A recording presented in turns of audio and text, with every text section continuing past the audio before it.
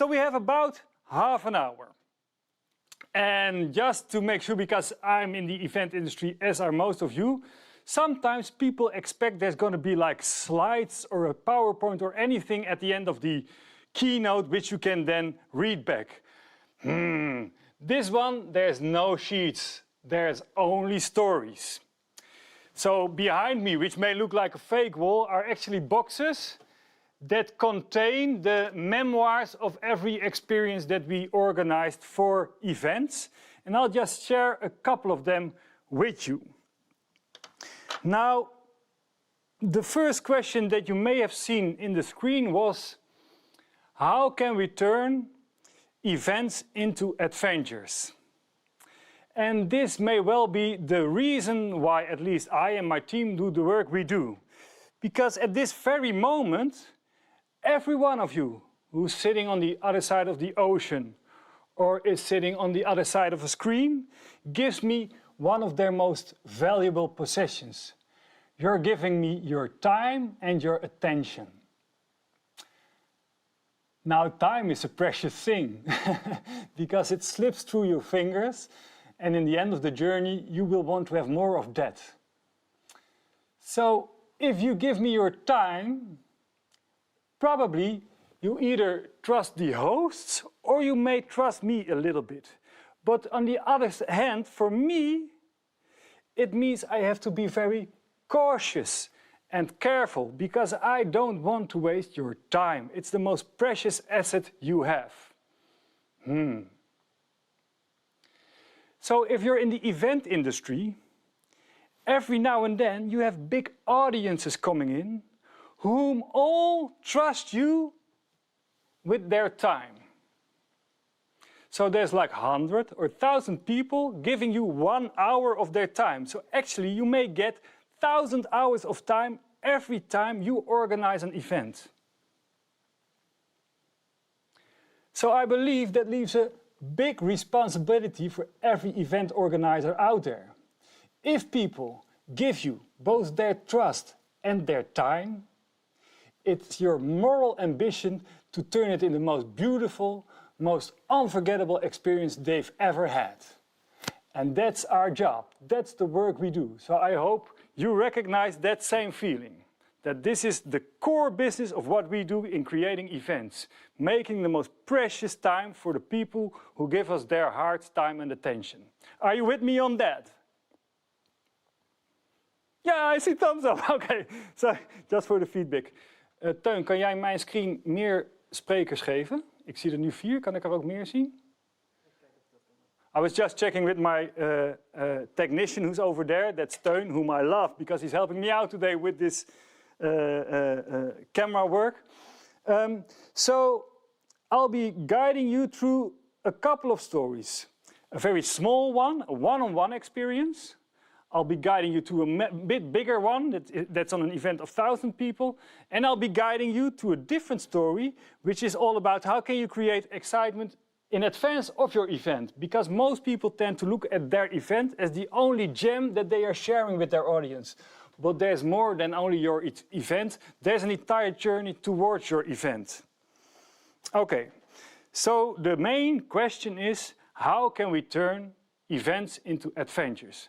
Now, just looking at the camera again, how many of you know this event script? People will walk in, they will have coffee and tea. Then they'll go to the keynote session, which is about 40 minutes. They'll walk out, they'll have coffee again, then there will be 4 breakout sessions, yet another keynote session, and then they'll have a drink and connective talk with other people who visited the event. And upon going home, we give them a goodie bag and a bottle of water for the traffic jams. And they'll go home. Whom of you recognizes this script?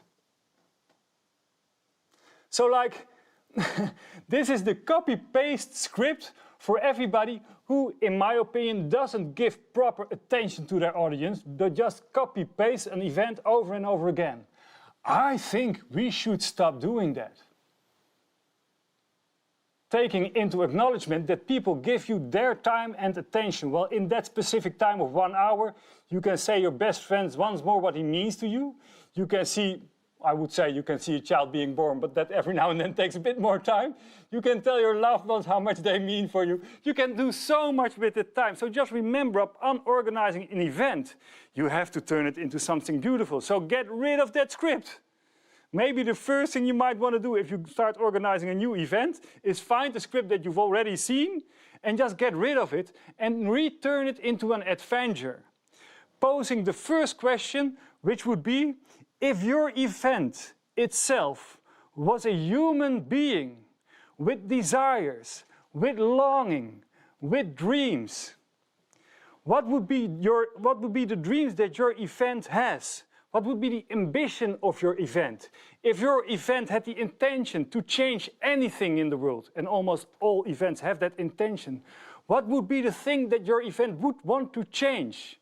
Now, if you turn your event into an actual person, it becomes vivid, it becomes alive, it has stories, it has memories, and it has ways to interact with an audience. So rethink of your event as a human being, as an actual physical being that has its own dreams, desires, and longings, and then start redesigning your event.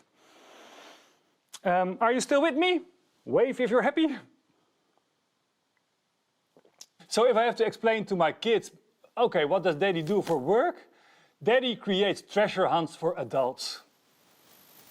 That's what I do. I create treasure hunts for adults. I don't do it by myself, I do it with two colleagues, Sven and Kim, who are the producers, so I'm kind of the dreamer, like the more creative guy, and they actually make dreams come true, which is of utmost value to our company. Now let me take you down one example of an experience of how to turn an event into an experience. And this specific event is a very small one, which every one of you has every year. It's a birthday. A birthday is a very small event, and you might think, how can you turn a birthday into an adventure? So, what happened was, when I gave a keynote on experience design, and afterwards I got this email from a guy called Rob. He emailed me, listen Nils, I have my daughter and she's turning 16 within 2 months.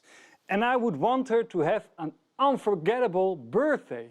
Are you willing to think along with me and design an unforgettable birthday for my daughter? He lives in the same city as I do. I live in this old medieval city in the Netherlands, which is called Nijmegen. So I thought, okay, let's meet up in a cafe. Let's have a cup of coffee and see what happens. And in came this lovely looking guy, and you could feel every breath he took was about the love for his family and his daughter. So he immediately grabbed me by the heart, and yes, I wanted to join him. So the question was, how can we turn an ordinary birthday into an adventure? Now the name of his daughter is Thalia. And if you want to create events, one of the things that may help is every now and then dive into somebody's name, because you will always stumble upon the meaning of a name. So if you dive into the name Thalia, you will find out that in Greek mythology, Thalia is one of the 3 daughters of the upper god Zeus. And in Greek mythology, it's a responsibility to take care of the growing of happiness.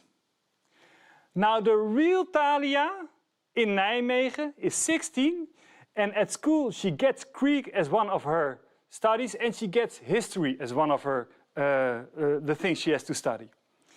So here a story was born. So when Thalia in school, in actual real life, was in history class and she wanted to go home, the teacher called upon her, saying, listen Thalia, you're about to turn 16, aren't you? Yes, I'm about to turn 16. Okay, well, I have this ancient history magazine, and I stumbled upon an article in it, which is about the mythology of the Greek goddess Thalia. Can you see this good? I stumbled upon this mythology of the Greek goddess Thalia. Now, in ancient history, the Greek goddess Thalia used to have these coins of happiness, and her job was to spread those coins out to people who deserve a bit more happiness in their life, who might be a bit downish, a bit, you know, lost in the world. So the Greek goddess had the duty to hand out these coins of happiness to people who were down. But for some reason, at least that's what the mythology says, the coins got lost. And Thalia, that specific mythology is written down in a book. And since it's your birthday, I thought it might be nice for you to have this magazine. Of course, Thalia didn't know that this magazine doesn't actually exist because me and her father created this one. But she came home, telling her father, listen, Daddy, I got this magazine from my history teacher talking about the mythology of Thalia, and it seems that in old times she had the duty to find those coins of happiness and share them with the people who need a bit more happiness, and it's all written down in this book. So they looked at her and he said, oh, well, Grandma is visiting in a couple of days. Why not share a picture of the magazine and send it to your grandmother, because she loves these kinds of stories. So Thalia does. And then Grandma walks in a couple of days later and she says, listen, your grandfather, who sadly passed away, used to go to these old book markets and he used to buy old books, and when you sent me the picture of the magazine, there was a photo of a book in it. And for some reason I recognized the book. So I went to our basement and I actually found the book that's been described in the magazine. So I thought, be it coincidence or be it fate, I might bring you that book. So Thalia, just before her own birthday, got this book from her grandmother. And upon opening it, an old paper fell out, which was a letter from the Greek goddess Thalia to this 15-year-old girl, saying that it's no coincidence that they finally reached each other just before her birthday, because upon going 16, there's an important duty lying on her shoulders. Because Greek ancient Thalia has lost the coins of happiness. And it's up to this 15-year-old girl to retrieve the coins of happiness. So what happens here is that a story becomes an experience, because Thalia is now called upon to go on a quest in the city of Nijmegen. And the first night she has to go to this old Roman graveyard. I told you we are a historic city, so we have a Roman graveyard. And there in the dark, accompanied by her father because he wouldn't let her go alone, she finds the first 3 coins of happiness. So she has 3 coins already. And the next day she goes to school. And on school, because we partnered up with the janitor, upon opening her school locker, she finds this bizarre piece of a 3-part puzzle. She finds one of those 3 puzzles, saying that at that evening she has to go to a specific square in Nijmegen where she will find this mysterious person tucked away in its hoodie. So from the back that night she walks up to that person, tucks her in her hoodie, and it appears to be one of her best friends who, in her locker, also found one of the 2 pieces of the puzzle. And there she finds the next 3 coins of happiness. So now she has 6. The next day she receives yet another mysterious letter, inviting her to go to the center where we have a sort of a supermarket. And in that supermarket there's also a small cafe. And she gets the assignment to go to the cashier at the cafe and just say her name, I'm Thalia. So upon entering that cafe, which for a 15-year-old is an adventure in itself, she introduces herself to the cashier saying, my name is Thalia. The cashier gets up and says, Thalia, finally you're there. We've been missing you and we know you're on an important mission. Therefore, we have apple pie, we have drinks and everything for you and your friends. And over there she finds the next 3 coins of happiness. So now she has 9. 1 more left. So the next day she has to go to this specific kindergarten, because as we all know, a kindergarten is the place where happiness still flows free, because children don't have fears or anything yet. They can play freely. And over there, underneath the slide, she finds the last coin and a letter telling her to walk upon, and there's a big medieval tower in the middle of that park, to walk upon that tower and knock on the door as hard as she can. So there she goes, holding the 10 coins of happiness, all shy, all alone, tapping that big black red dotted door of a big tower. And then the door opens up and there's this old concrete turning stairways all the way up to the tower. It's lit by candles. And when she opens up the last door on top of the tower and she walks in, at a round table are all her friends, all her family, sharing her 16th birthday at that specific day. So this is the end of the birthday, which she won't forget. But something else is going on. Because at this moment, Talia has got 10 coins of happiness.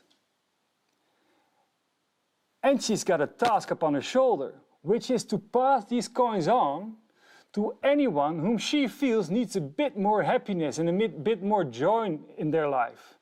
And to tell them, listen, use this coin as long as you will, because it beholds power. But if you don't need it anymore, please pass it on. So there's 10 coins of happiness, and I gave away the last one at IMEX in Istanbul myself. There's 10 of these coins going through the world, adding a bit more happiness to people who are sad and who are in need of a bit more happiness. So this is how you can turn a story into an adventure. Now the question is, can you turn these adventures, can you make them to use to bigger events like hundreds or thousands of people? Yes, you can. It's not easy, but it's so much fun to do. So I will first share a small movie of how you can turn like the ordinary moment in an event, you know, where everybody walks in and waits for the main program to begin.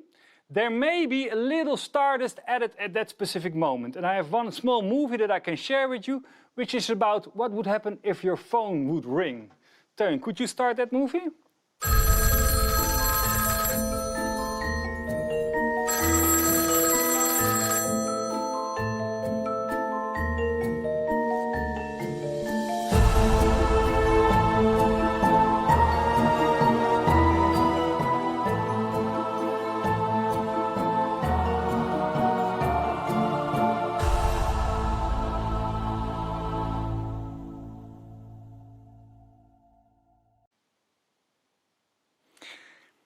So this is just an ordinary walk-in at an event, 1,000 people visiting, but in the middle there's this mysteriously looking phone box. And what happens is that, well, actually it's up to your audience whether or not you're open and willing to take a chance on luck, because the phone is ringing. Now it's your choice. Do you or do you not pick up the phone? And from the 1,000 people that were there, 50 people actually answered the phone.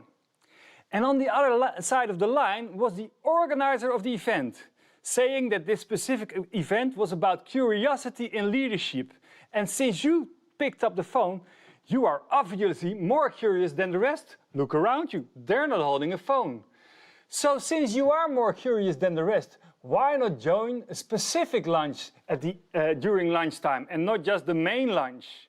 So these 50 people were honored with a special treat lunch, because one of the questions that's posed mostly at events is how can we create more connection between the audience. Now these people were taken backstage. They were set at 2-person tables. The question was, do you or do you not know the person in front of you? And as long as you did not know the person in front of you, you were allowed to take a table together. Now on a table in every restaurant, of course, there's a menu. Whereas most menus normally hold the food, this menu holds questions, and it's derived from a psychological research that's called the 36 questions to fall in love. These are 36 questions that if you pose them to one another, you'll get to know the other one on heart level instead of head level. So from the menu, you could pick questions to pose to the person in front of you whom you didn't know yet. You could ask them personal questions, and you could ask them for help, because people love helping one another, especially once they're more connected on a more personal level. So this lunch took only 20 minutes, and then people left for the main program back again. But I can assure you that these people took more out of connection and more out of amazement from the event than anyone else. So this is just a nudge of stardust that you can add to your ordinary event. So if you haven't thrown the script away yet, you might consider taking it back and just looking at every stage of your event and thinking, okay, where is magic missing? How can I add magic to the entry? How can I add magic to the keynote? How can I add magic, etc., etc.? I'll give you one last example. Just checking how I'm doing in time. I guess I'm doing quite all right, which is very unusual for me, actually. Okay, so then I got an invitation, which was a couple of years ago. It was a cooperation with the car brand Jaguar and world famous DJ Armin van Buuren. Now, the assignment was, can you lure people to our secret event? You cannot tell them that Armin van Buuren is going to be the DJ. You cannot use an influencer branding agency or whatever. You have to tickle their true and genuine curiosity to come to the event. That's what you have to do. Can you do it? And my answer was, I have no idea. So let's give it a try. And they kind of gave me their trust, and we tried it with a team of beautiful people. So the goal was, can you get at least 25 influencers to a secret event where the surprise act will be Armin van Buuren. But we needed this specific mission of the event. If the event was a person, what would be his desire? Now, the desire of this event, which was also in the brand of Jaguar, was life is about creating moments that feed your soul. Life is about creating moments that feed your soul. Now, this is pure gold if you want to create events. So we took that as a high concept for the event that we were creating. And then the first thing was that we had to tickle the curiosity of influencers from the Netherlands. Now, how do you tickle their curiosity? Well, one thing, Teun, are you ready? Is that it might help if they got this like slight personal note from Armin van Buuren himself. Let me show you a small movie on that one. Hi Teun, ik weet niet wat er precies aan de hand is. Het is best wel vaag, maar ik heb net best wel een bijzondere brief gekregen. En de inhoud van die brief, dat triggert mij wel. Er staat in dat er iets groots gaat gebeuren. En nou, nu denk je misschien waarom ik je op deze manier benader, maar het is best wel bizar. In de brief staat onder andere dat ik niks mag delen op mijn eigen social media. Er mogen dus blijkbaar niet zoveel mensen van afweten. Waarom weet ik eigenlijk niet, maar het is een beetje vaag, maar de brief raakt me wel. En ik wil je de brief wel doorsturen. Als je dat wil, stuur dan op mijn direct message op dit account. Niet via WhatsApp of op een andere manier, maar via dit account. Het staat ook heel specifiek in de brief. Maar dat lees je zelf wel als je de brief hebt. Dus ik hoor graag van je. Als je vragen hebt, doe dat dan via dit account en niet anders. Oké, spreek je later. So, after the camera had stopped filming, we asked Armin to pronounce the first names of 200 influencers in the Netherlands.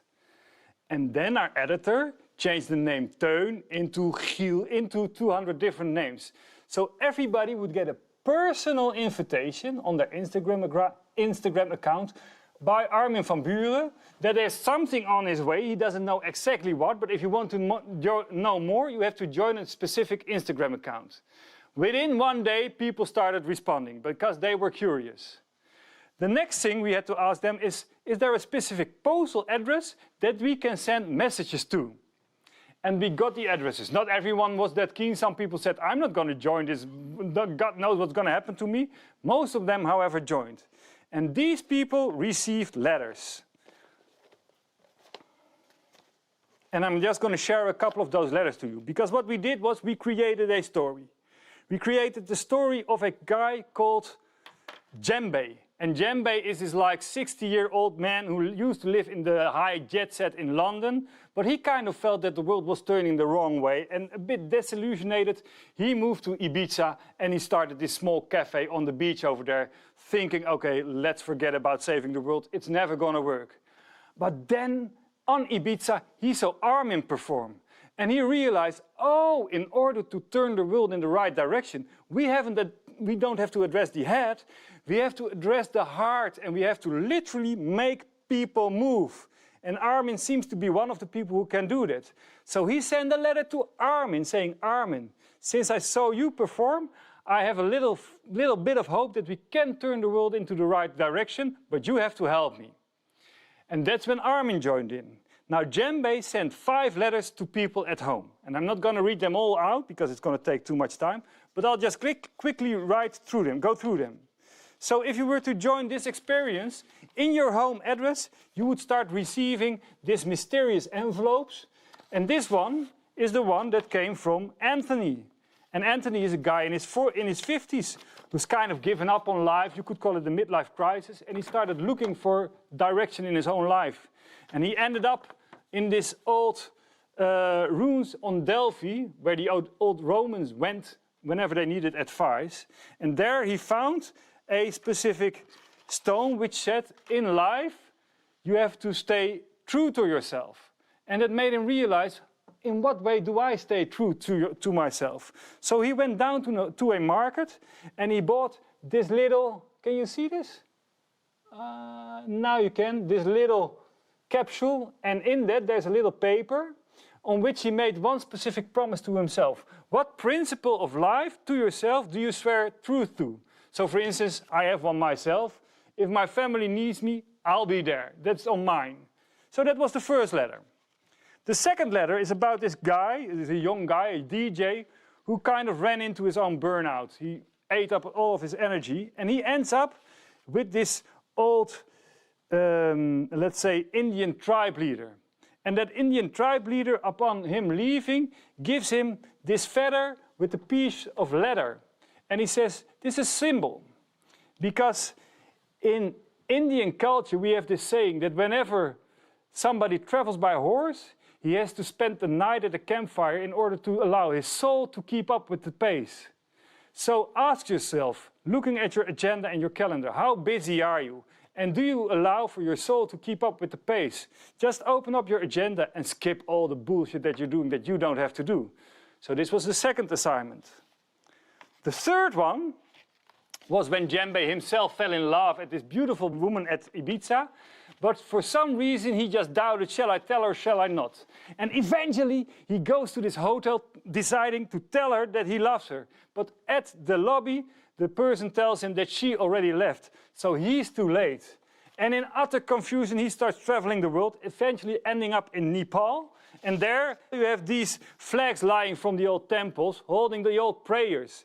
But next to him there comes a Buddhist monk and he says, listen, it's not only old prayers, because if you look at those white flags, you find room for your own thoughts to be captured by the wind and shared with the world, which is kind of a metaphor for knowing that people every now and then are scared to share their true feelings with the world. Why not write them down on one of these flags and share them with the world anyway?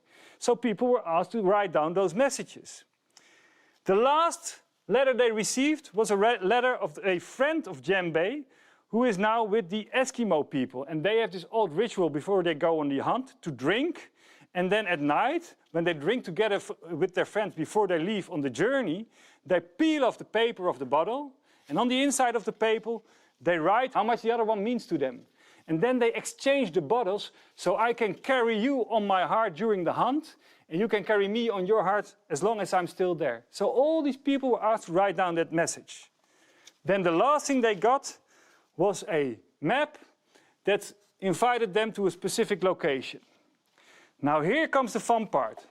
Has anyone of you ever heard of the 5 regrets of the dying? You really have to check out the 5 regrets of the dying. So there was this nurse in Australia who asked people on the verge of dying, looking back at your life, what do you regret? I wish I'd stayed more true to myself.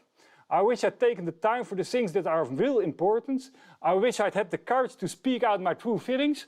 I wish I told my dear ones how much they mean to me.